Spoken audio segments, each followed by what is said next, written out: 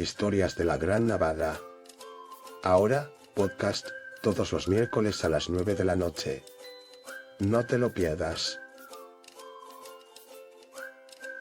Hoy, así vivían y morían los soldados carlistas. Documentos inéditos.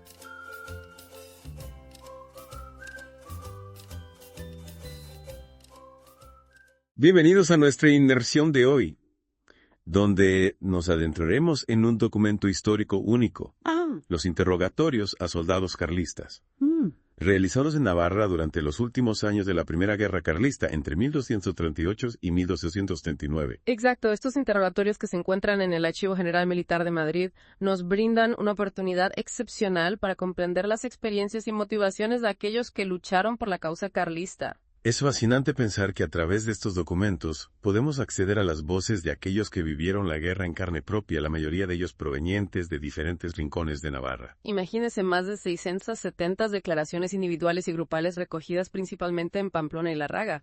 Tenemos a soldados presentados que en realidad eran desertores, prisioneros de guerra e incluso algunos civiles, todos ellos con una historia que contar. Es increíble la cantidad de información que se puede extraer de estas declaraciones.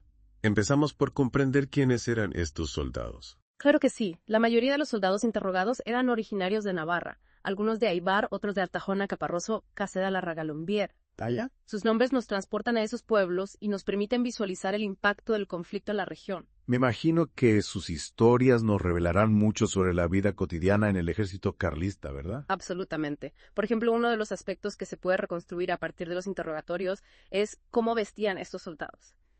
Y lejos de la imagen romántica del uniforme impecable, la realidad era mucho más precaria. ¿En serio? ¿Qué tipo de ropa llevaban? Muchos de ellos tuvieron que comprar sus propios uniformes debido a la escasez de recursos. Otros se las arreglaban con lo que podían encontrar. Incluso se menciona un soldado de Olite que llevaba una chaqueta hecha con una manta. Imagínese la diversidad y el ingenio en medio de la guerra. Increíble. Y hablando de ingenio, ¿cómo se las arreglaban para subsistir? ¿Qué nos dicen los interrogatorios sobre la paga y la comida? Las quejas sobre la paga eran una constante.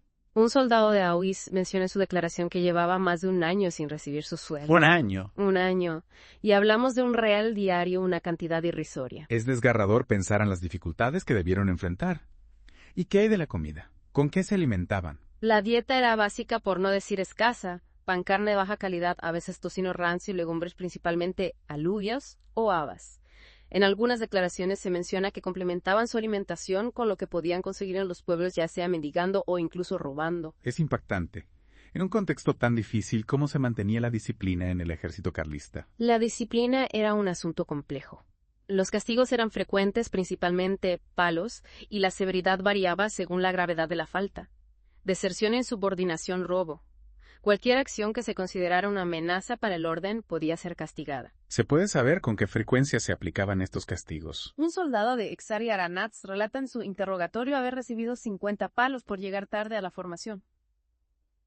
Otro de Eustarros menciona haber presenciado como un compañero era azotado por robar comida. Es escalofriante. Dadas estas circunstancias, me imagino que la moral de la tropa no debía ser muy alta. Efectivamente, el descontento era generalizado. La falta de paga, la escasez de recursos, la dureza de la vida en campaña. Todo ello contribuía a minar el ánimo de los soldados. ¿Hay alguna declaración en particular que refleje este descontento? Un soldado de Valtierra, en su declaración, dice: «El entusiasmo está en la boca y no en el corazón». Una frase que resume a la perfección la desilusión y el desencanto que se respiraba entre las filas carlistas. Es una frase muy poderosa. Realmente estos interrogatorios nos revelan un lado humano de la guerra que a menudo se pasa por alto en los libros de historia. Exactamente. Estas voces nos recuerdan que detrás de las grandes batallas y las estrategias militares hay personas que sufren, que luchan por sobrevivir, que se cuestionan el sentido de la causa por la que combaten. Y hablando de la causa, ¿qué imagen se desprende de don Carlos a través de los interrogatorios? Seguían los soldados creyendo en él. La imagen de don Carlos, el pretendiente al trono, también se tambaleaba en las mentes de muchos soldados. Algunos expresaban su desilusión sintiendo que les había fallado, que no tenía los recursos necesarios para ganar la guerra. La lealtad ciega se convertía en duda, en crítica, incluso en rechazo. ¿Hay alguna declaración que ilustre este cambio de percepción? Un soldado de Tafalla, al ser interrogado sobre su opinión de don Carlos, responde: «Antes lo tenía por un ángel, ahora no lo tengo ni por hombre». Es evidente que la dura realidad de la guerra había erosionado la fe en el líder en la causa. Es un giro dramático. Y en medio de este panorama de dificultades y desilusión, tenían alguna esperanza de que la guerra terminara pronto. La mayoría creía que la guerra se prolongaría, algunos incluso pensaban que duraría una eternidad. La esperanza se depositaba en la ayuda extranjera, principalmente de Francia, o en algún tipo de acuerdo o compostura. Es decir, que la incertidumbre y el pesimismo dominaban el ambiente. ¿Qué nos revelan los interrogatorios sobre las expectativas de estos soldados? Las respuestas son diversas, pero en muchos casos reflejan la sensación de estar atrapados en un conflicto sin final a la vista. Algunos se aferraban a la idea de una victoria carlista, pero otros se resignaban a una lucha prolongada e incierta. Uno de los soldados de Lesaca, por ejemplo, confiesa que se alistó creyendo que la guerra duraría solo unos meses. Para ese momento ya llevaba 3 años en el frente. Es desgarrador. Realmente estos interrogatorios nos pintan un cuadro complejo y a veces contradictorio de la experiencia de los soldados carlistas en Navarra. Sin duda. Y es precisamente esa riqueza de detalles, esa capacidad para transmitir las emociones y los dilemas de aquellos que vivieron la guerra, lo que hace que estos documentos sean tan valiosos para comprender no solo la historia de la Primera Guerra Carlista, sino también la historia de Navarra y de su gente. Estoy totalmente de acuerdo. En la siguiente parte de nuestra inmersión, seguiremos explorando estos interrogatorios. Nos adentraremos en las opiniones sobre los mandos militares, en la percepción de la ayuda extranjera, en las estrategias de supervivencia que estos soldados desarrollaron para sobrellevar la dureza de la guerra. Y por supuesto seguiremos analizando los testimonios sobre don Carlos, esa figura que a medida que la guerra se prolongaba iba perdiendo el aura de heroísmo y legitimidad que lo había rodeado al principio. No se pierdan la próxima parte de nuestra inmersión, donde seguiremos desentrañando los secretos que se esconden en estos interrogatorios, esos susurros del pasado que nos ayudan a comprender mejor la historia de Navarra y de la Primera Guerra Carlista. Retomando nuestra inmersión a los interrogatorios, me parece crucial analizar cómo percibían los soldados a sus líderes y la organización del propio ejército carlista. Es interesante porque estas declaraciones no son simples listas de nombres y fechas, ¿verdad?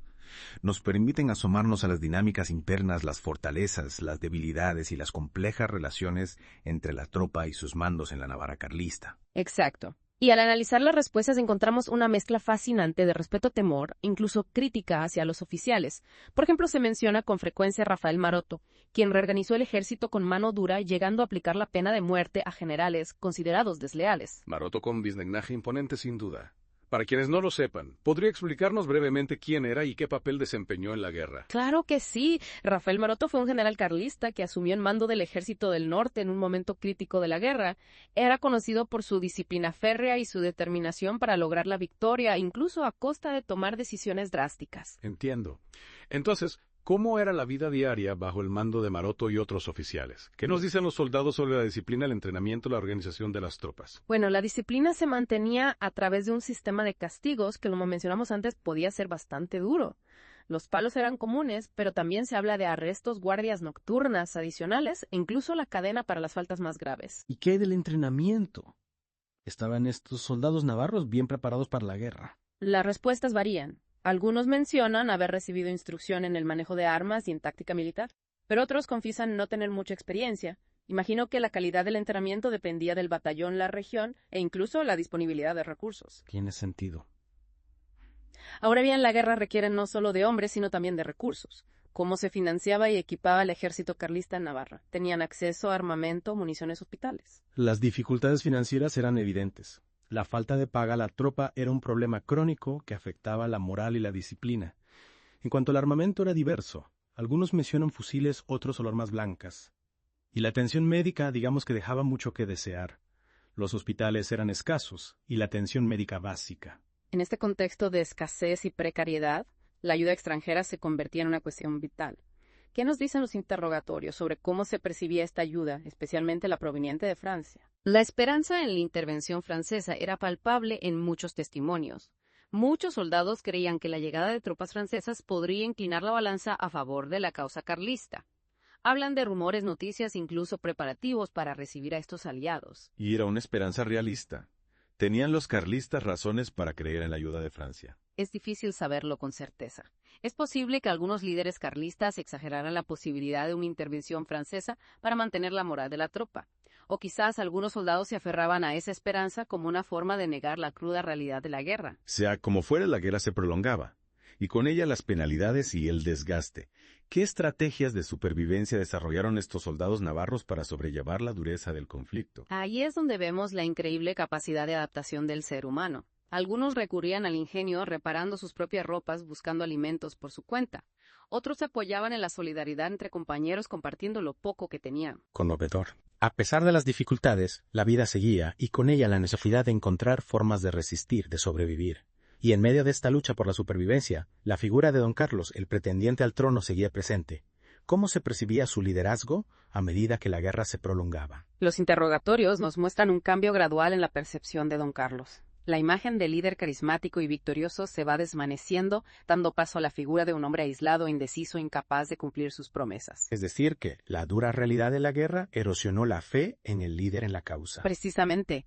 Algunos soldados incluso expresan su desilusión, su sentimiento de haber sido engañados.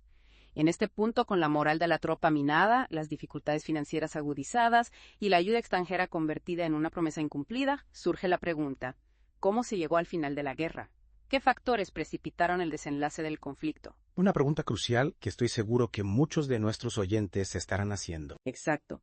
Y en la próxima parte de nuestra inmersión exploraremos precisamente esos factores. Analizaremos los acontecimientos que llevaron al convenio de Oñate, el llamado Abrazo de Vergara, que marcó el final de la Primera Guerra Carlista. Un final que, como veremos, no estuvo exento de polémica y que dejó una huella profunda en la historia de Navarra. Y retomamos nuestra inmersión justo en el momento crucial, el final de la Primera Guerra Carlista y el camino a la firma del convenio de Oñate en 1839. Un momento decisivo no solo por el fin de la guerra, sino también por cómo marcó el futuro de Navarra. La situación del ejército carlista en Navarra era para entonces crítica. Totalmente desmoralizados, con recursos escasos y la esperanza en la ayuda extranjera desvanecida. ¿Cómo se llega a un punto de inflexión desde ahí? Surge la figura de Rafael Maroto, del que ya hablamos, un general carlista que asume el mando del ejército del norte con la determinación de buscar una salida al conflicto. Maroto comprendía la gravedad de la situación. ¿Qué estrategias implementó para lograr ese objetivo? Su enfoque fue pragmático, comprendió que la victoria militar era improbable y que prolongar la guerra solo traería más sufrimiento a los soldados y al pueblo navarro. Su estrategia se basó en dos pilares: la negociación con los liberales y disciplina férrea dentro del ejército. Una postura que seguramente generó controversia. ¿Cómo reaccionaron los soldados carlistas a este cambio de rumbo? ¿Lo aceptaron o hubo resistencia? Las opiniones estaban divididas, como es natural en un momento tan complejo. Algunos, agotados por la guerra, veían en Maroto la posibilidad de un final pacífico, una oportunidad para volver a casa o reintegrarse a la vida civil. Otros, más radicales, lo acusaban de traición a la causa carlista y se oponían a cualquier tipo de negociación. Claro, es comprensible. Era una situación delicada que reflejaba las tensiones internas dentro del carlismo. ¿Y cómo se llevaron a cabo las negociaciones con los liberales? ¿Fueron públicas o se desarrollaron en secreto? Las negociaciones fueron en gran medida secretas. Maroto entabló contacto con el general Espartero, líder del ejército isabelino, y se llevaron a cabo una serie de encuentros discretos para llegar a un acuerdo. Finalmente, estas conversaciones culminaron con la firma del convenio de Oñate, también conocido como el Abrazo de Vergara, en agosto de 1839. Un abrazo que, más allá del simbolismo, implicaba renuncias y concesiones por ambas partes. ¿Cuáles fueron los puntos clave del acuerdo? En esencia, el convenio reconocía a Isabel Soconó como reina legítima de España a cambio de garantías para el mantenimiento de los fueros de Navarra y las provincias vascas. Se buscaba de esta forma preservar la identidad y autonomía de la región. Además, establecía que los soldados carlistas que aceptaran el acuerdo serían reintegrados al ejército isabelino o podrían regresar a sus hogares sin represalias. Un final que, si bien no satisfizo a todos, puso fin a años de guerra y derramamiento de sangre en Navarra. Sin duda. Aunque no todos los carlistas aceptaron el acuerdo, marcó el inicio de una nueva etapa en la historia de Navarra. En resumen, nuestra inmersión en los interrogatorios de los soldados carlistas nos ha permitido comprender la complejidad de la Primera Guerra Carlista desde una perspectiva única y humana. Hemos visto el rostro humano de la guerra, las motivaciones, los miedos, las esperanzas de aquellos que lucharon en ella, especialmente de aquellos que provenían de la tierra navarra. Hemos podido apreciar cómo estos testimonios, a veces contradictorios, nos ayudan a construir una visión más completa y matizada del pasado. Una visión que nos invita a reflexionar sobre las consecuencias de la guerra, la importancia de la paz y el valor de la memoria histórica. Y lo más importante, nos permite conectar con las historias individuales de los soldados, muchos de ellos navarros que vivieron y sufrieron este conflicto. Gracias a estos interrogatorios, sus voces, sus experiencias, sus anhelos no se pierden en el olvido, sino que se convierten en parte de la memoria colectiva. Muchas gracias por acompañarnos en esta inmersión. Esperamos que haya sido un viaje enriquecedor a través de las páginas de la historia. Historias de la Gran Navarra. Ahora, podcast, todos los miércoles a las 9 de la noche. No te lo pierdas. Hoy, Así vivían y morían los soldados carlistas. Documentos inéditos.